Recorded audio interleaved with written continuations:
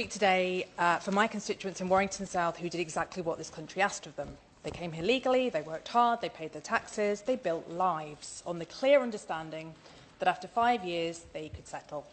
And now, partway through that journey, as we've heard time and time today, the goalposts are being moved.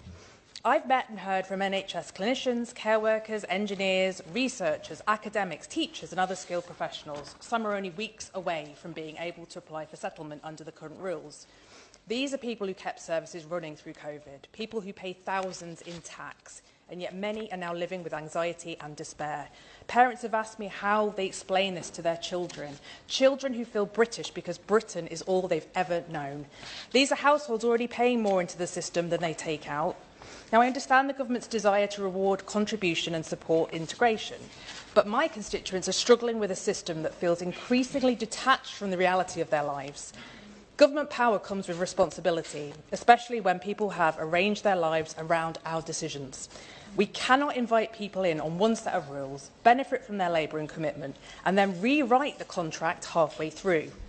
Recently, I attended a community meeting at the Gurdwara in Warrington with constituents who arrived in the UK from South Asia, members of the Sikh, Muslim and Hindu communities, all of whom came here in good faith.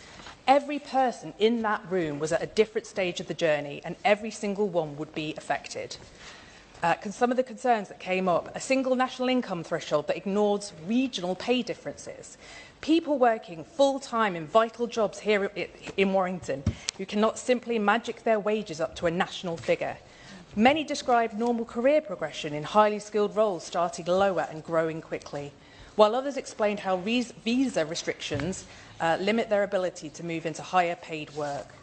I've spoken to couples where both parents work and pay tax, yet neither earns enough individually to qualify.